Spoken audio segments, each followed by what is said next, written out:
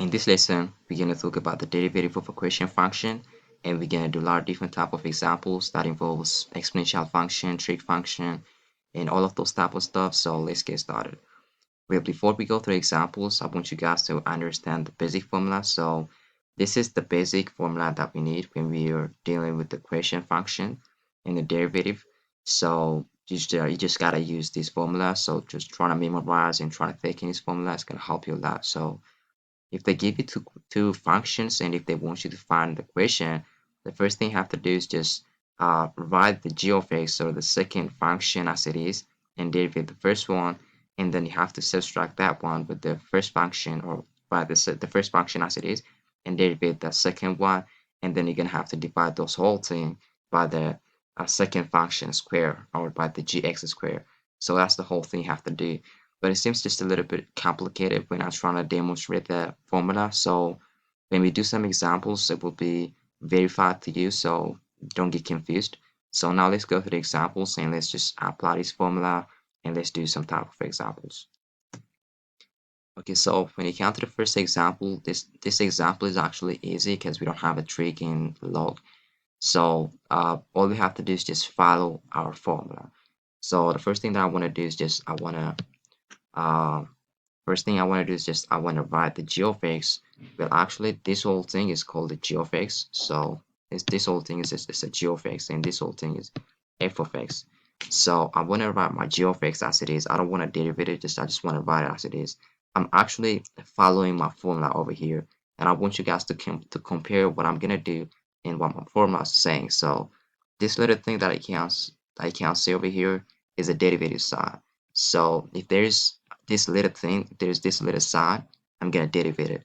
But if there's no sign, as you guys can see over here and over here, I'm not gonna derivate it. So for that reason, since I don't have any sign that indicates the derivative in the g of x, I'm just gonna write my g of x as it is. So it will be x plus 5. And then now I'm gonna derivate my f of x or the x squared. So I'm gonna derivate this x squared. So it will be derivated.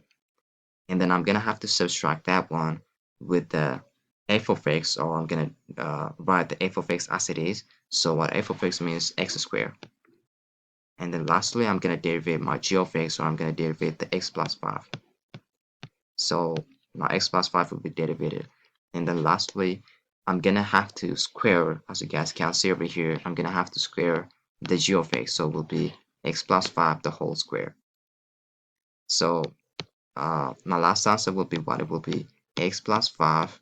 So when you derivate the x squared, it will be 2x, and then minus x squared. So lastly, when you derivate x plus 5, you're going to get 1. Since the constant number is 0, so I don't have to write down that one, so it will be 1. And then the whole over x plus 5 squared. So let's just do it over here. Let's just do it over here. So 2x times by x, or this one times by this one, will be 2x squared.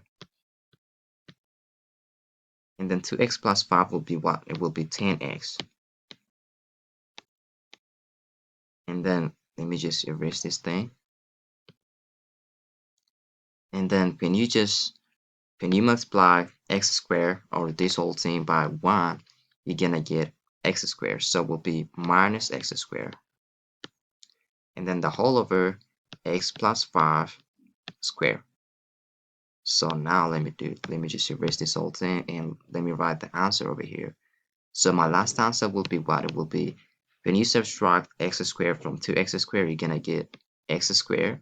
So x squared plus 10x over x plus 5 squared would be my last answer.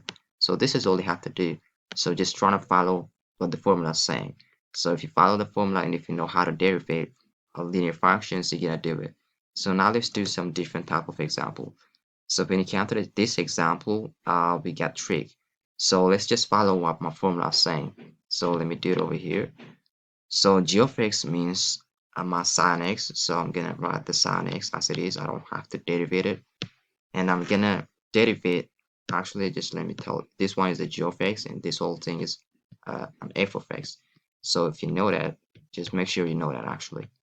So now sine x, and then I'm gonna have to derivate my f of x. So I'm gonna have to derivate this x squared plus 3x plus 1. So I'm gonna derivate this whole thing, and then I'm gonna have to subtract that one with the f of x. Let me just write the f of x. So my f of x will be x squared plus 3x plus 1, and I'm not gonna derivate it. And lastly, I'm gonna derivate my sine x or my g of x. This one will be derivated. So, and then this whole thing will be divided by sine x squared.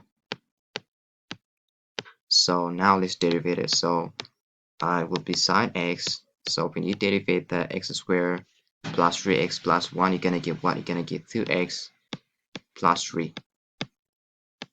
And then minus, I'm gonna write the whole thing. I'm not gonna derivate it. So we believe it will be 3x plus 1.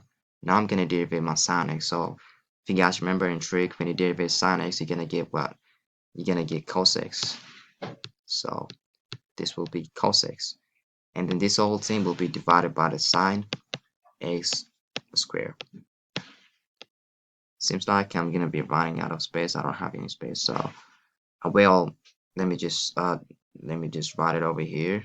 So it will be sine x times by 2x plus 3. So actually, you can actually write it in this way if you want to, but if you want to simplify it, just all you have to do is just run a multiply this whole thing. So the first thing you have to do is just multiply this whole thing by the sine x. So it will be 2x sine x and 3 sine x.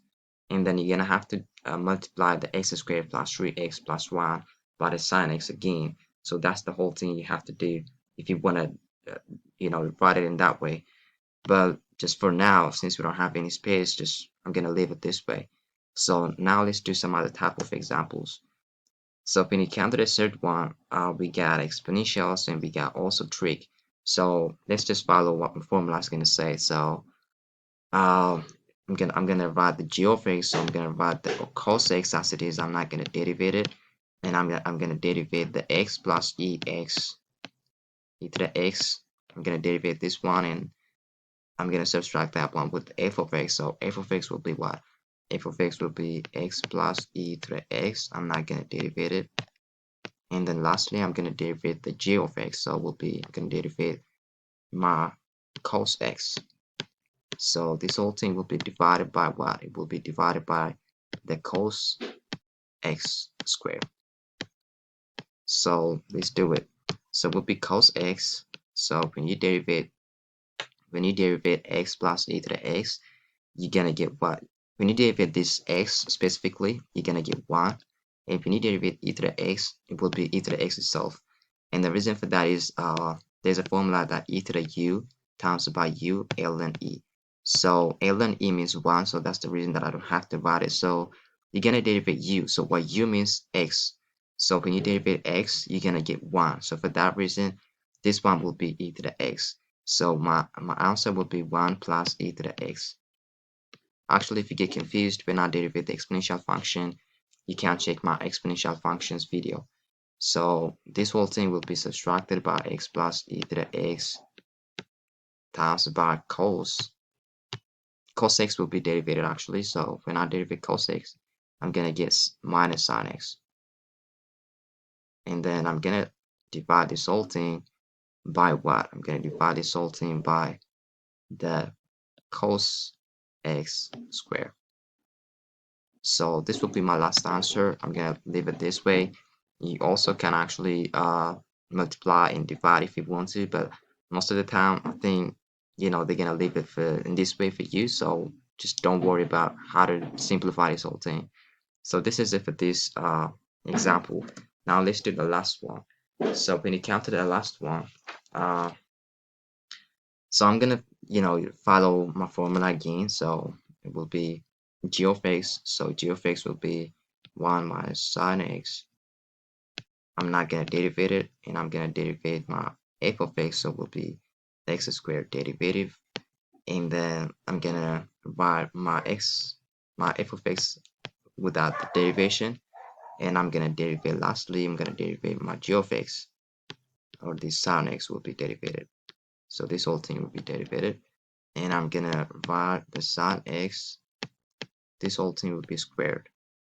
So now when I derivate the x squared, I'm gonna get 2x. And then minus the whole x squared. So when you derivate 1, you're gonna get 0. So when you derivate minus sine x, you're gonna get what? Minus cos x. Because the derivative of sine x is cos x, so when you just put the minus, it will be this way. And then the whole over 1 minus sine x, the whole square. So this is all you have to do. And it seems like we're done. So this is all you have to do when it comes to this specific example. And this is all you have to do overall, just trying to follow what the formula is saying. And you just gotta memorize the formula. It's just a must. If you don't know the formula, you're not gonna do it. So all you have to do is just memorize the formula and also know how to derivate tricks and how to derivate exponential functions, logarithmic functions, and also linear functions and sort of stuff like that.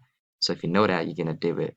But if you got some difficulty how to derivate tricks and stuff like that, I got a video on that. Just check it out. But for this video, we're done, and thanks for watching and have a good day.